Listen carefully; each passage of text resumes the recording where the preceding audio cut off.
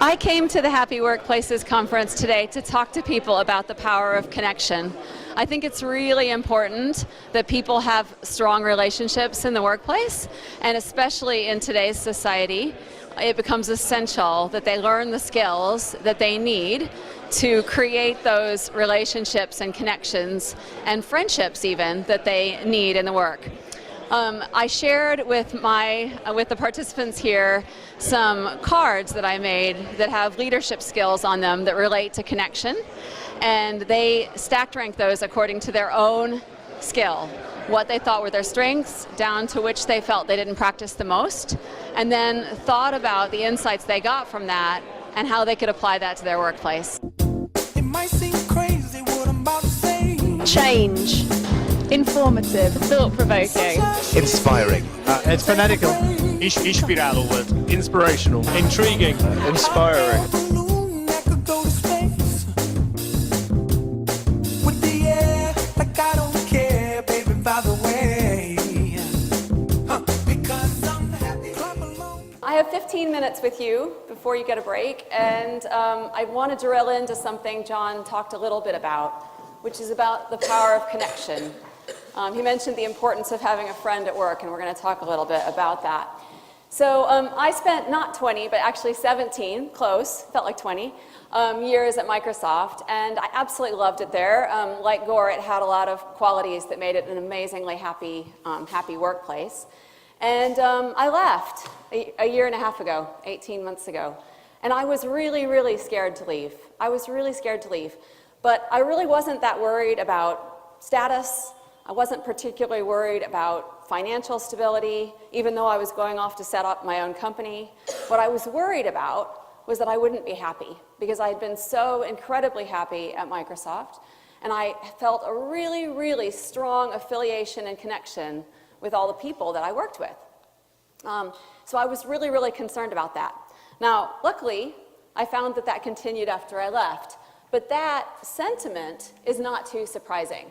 So back in 2013, Harvard released a study called the Harvard Grant Study, the results of it. And you might have heard about it. It was a 75-year longitudinal study into what makes us happy and satisfied. And 2 out of the 5 core findings of that study related to connection and relationships. So the first one was that love is the foundation of happiness in life.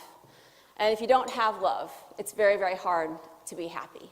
And the second is that the more connections you can create across your life, across all elements of your life, the more satisfied you tend to be in your life. And that includes work. So if you can create connection and have strong relationships in the workplace, it actually increases your satisfaction with your life overall.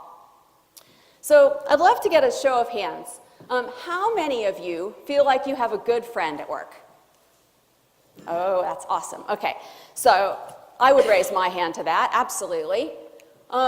People with a best friend at work are 7 times more likely to be motivated and productive. The lines with the stat that John said from First Break All the Rules, very, very connected to your productivity and motivation is how connected you are to the people in your workplace, okay? Now, you would think, based on that everybody would have a good friend at work. No, actually not.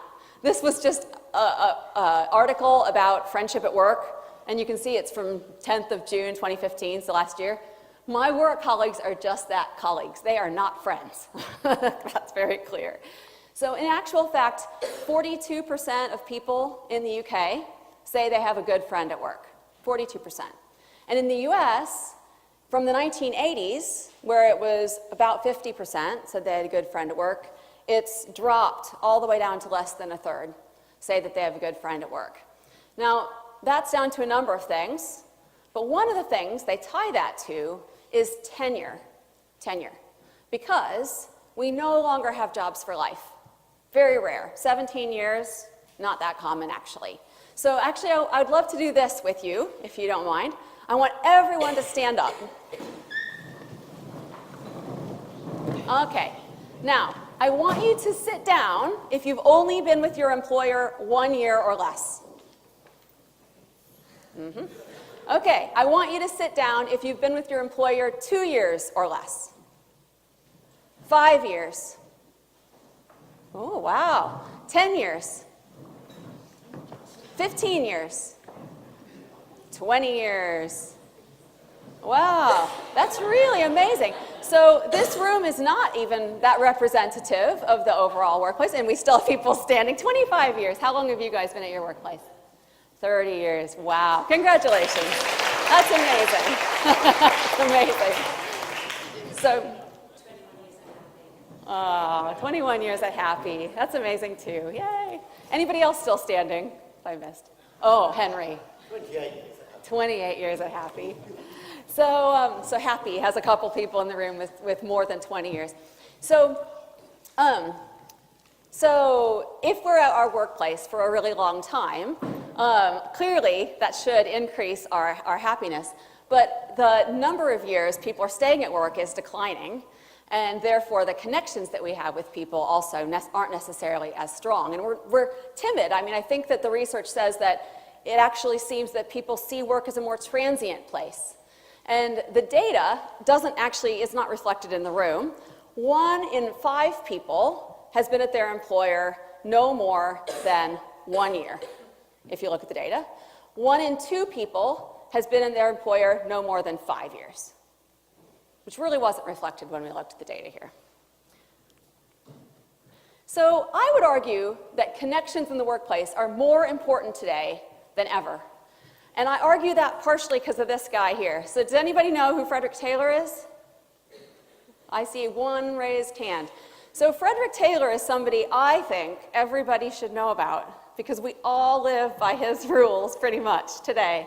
So Frederick Taylor is a guy who lived during the Industrial Revolution. He was a Quaker mechanical engineer in the States, and he created today's org chart, just to simplify it. He was really interested in efficiency, and he created something called scientific management, which was what we live in corporate life today and in a lot of businesses today. So top-down hierarchies, really strict job descriptions, which, based on where they were before that, created a whole lot of efficiency that didn't exist before. But I'd argue that we're in a very, very different world to the world of Frederick Taylor. And actually, social connections matter a whole lot more than they used to. So today, we live in a far more flat, far more connected workplace. And in actual fact, lots of what's going on in the world, partially due to technology, is increasing the rate at which we need to communicate with people and the degree to which we need to communicate with and connect with people. So if you look at technology and just stats, the average European family has 10 devices. How many of you guys can relate to that? How many devices, how many people think they have 10 devices in their family? If you count them all up, you've got iPads, you've got phones, you've got PCs, you've got devices under your TV. Average number is 10. I was looking at data for Facebook. I think it's at 1.58 billion unique users. Over a billion unique users every day on Facebook. And what happens is we're used to that in our home personal environment. We go into work and we expect a greater connection in our work environment. So I would say that social connections in the workplace matter more than ever before. So in my remaining 5 minutes with you, I have put on your tables an envelope. So each of you hopefully has an envelope. If you don't have one, raise your hand and I can get somebody to get you one because I have some extras. What I have in that envelope are a number of social traits that are needed to be successful in today's work environment. And I would argue that if you work on developing these social traits, you can create a happier work environment for yourself. Okay? So what I want you to do is look at those for a few minutes yourself. And I want you to rank them for yourself from the one you feel you practice the most and are strongest at to the one that you feel is potentially least strong or one that you just don't practice as often. Okay? From the strongest to the least strong for yourself. So take just a minute and try that. All right. Once you have those in an order that you're reasonably comfortable with, I want you to pair up with someone at your table next to you. May need to be a trio. If so, get in a trio. That's fine. And I want you to talk about what insights you have from this, and maybe one thing that you could potentially do differently in the next week that would help you develop more strong connections at work using these skills. Either leveraging a strength, absolutely great, or working on something that you feel like you could use more. Okay?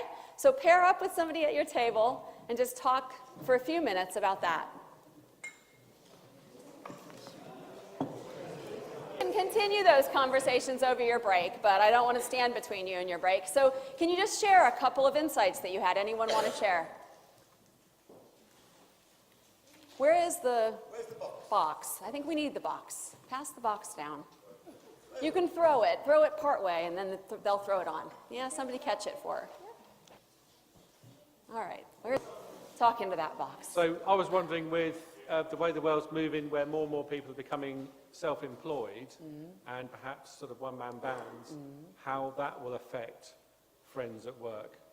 Well, I think it probably contributes to that number declining, and yet, being self-employed now, having been in corporate, I would argue that the connections are absolutely just as important. Exactly the same skills necessary, whether you're a one-man band or you're in a 40,000, 100,000 person company.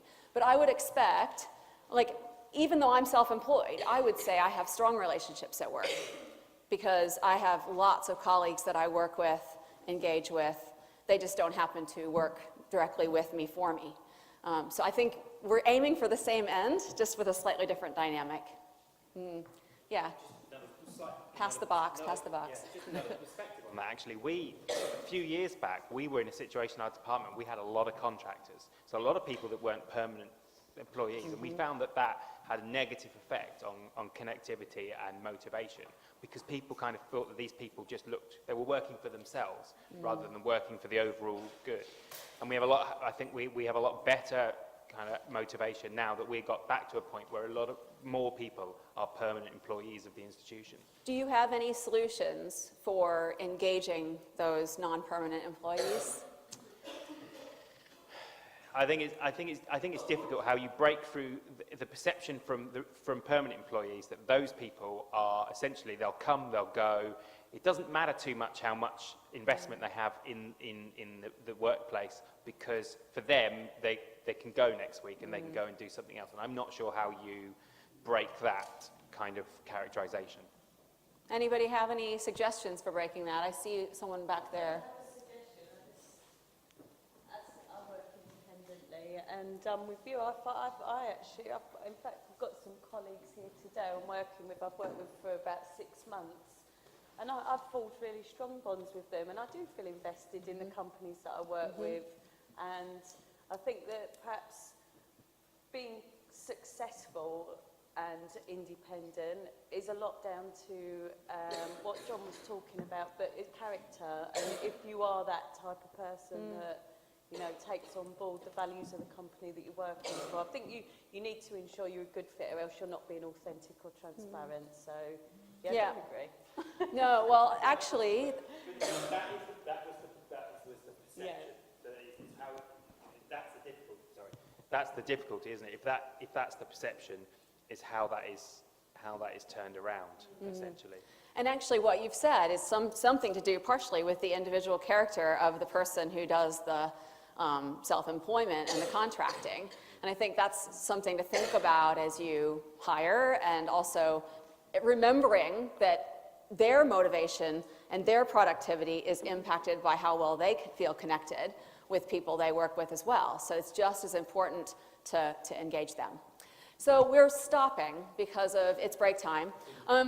With your cards, I've left you a postcard. If you're interested in this, over the month of June, I'm going to be sharing daily tips and techniques and kind of challenges for becoming a more connected leader. A lot of them have to do with presence, and I saw presence at the bottom of a lot of people's lists. It's very hard in today's day and age. So if you're interested, you can sign up on my website. Thank you so much, and I'm looking forward to working with you guys the rest of the day. Thank you, Henry.